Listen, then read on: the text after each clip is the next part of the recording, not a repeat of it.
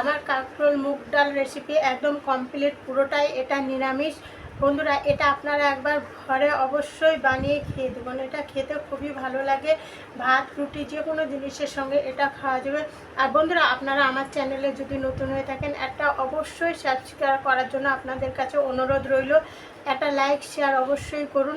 তো চলুন বন্ধুরা, এই কাঁকরোলের রেসিপিটা আমি কি করে বানাবো আপনাদের সঙ্গে শেয়ার করছি। আমার সঙ্গে রান্নাঘরে চলুন। নমস্কার বন্ধুরা, আবারও চলে আসলাম জয়া রান্নাঘরে। আজকে আমি বানাচ্ছি কাঁকরোল, আলু আর মুগ ডাল দিয়ে একটা সবজি। তো আমার কড়াই বসে দিচ্ছি, কড়াই তো গরম হয়ে গেছে। কড়াইয়ের ভিতরে দিয়ে দিচ্ছি আমি সর্ষের তেল। তেলটা গরম হয়ে গেলে এর ভিতরে দিয়ে দিচ্ছি আমি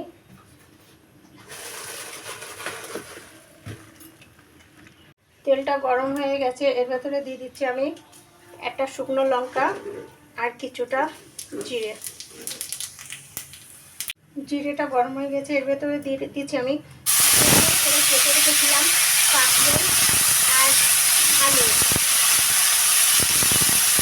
একদম ছোটো ছোটো গোল গোল করে কেটে রেখেছিলাম কাঁকরোল আলু। এটা আমি এর ভেতরে দিয়ে দিচ্ছি। এর ভেতরে আমি দিয়ে দিচ্ছিলাম কটা লঙ্কা, মাঝখান থেকে ফেলে রেখেছিলাম কটা কাঁচা লঙ্কা।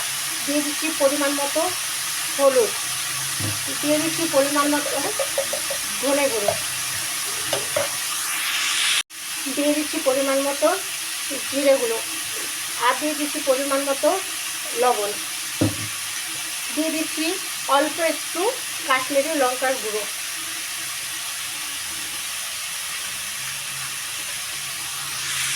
এগুলো একসঙ্গে দিয়ে আমি খুবই ভালো করে আমি এই মশলাটা কষে নেব। আমার মশলাটা কষাও হয়ে যাবে আর তার ভেতরে আমার সিদ্ধও হয়ে যাবে। দিয়ে দিচ্ছি আমি এর ভেতরে আধখানা টমেটো, আর দিয়ে দিচ্ছি হাফ চা চামচ আদা বাটা। এই দুটো দিয়ে আমি একটু ভালো করে আর একটু কষে নেব। মশলাটা খুব ভালো করে আমার কষা হয়ে গেছে। এই সবজিটাও কষা হয়েছে, মশলার গন্ধটাও চলে গেছে। এর ভেতরে আমি দিয়ে দিচ্ছি ভেজে রেখেছিলাম মুগ ডালটা। সেই ডালটা দিয়ে আমি আর একটু ভালো করে কষে নেব। কষে নিয়ে এর ভেতরে আমি দিয়ে দিচ্ছি পরিমাণ মতো জল, মুগ ডালটা আর কাঁকরোলটা সিদ্ধ হওয়ার জন্য। দিয়ে আমি এটা ঢাকা দিচ্ছি। এবার এটা খুব আরামসে হতে থাকবে। এটা আমার ডালের রেসিপিটা একদম হয়ে গেছে। কাঁকরোলও সিদ্ধ হয়ে গেছে আর ডাল একবারে পুরো গলে যাবে না, ডালটাও আমার সিদ্ধ হয়ে গেছে। এর ভেতরে আমি দিয়ে দিচ্ছি অল্প একটু ঘি, আর দিয়ে দিচ্ছি একটু গরম মশলাটা দিয়ে এবার আমি এটা নাড়াচাড়া করে নামিয়ে নেব।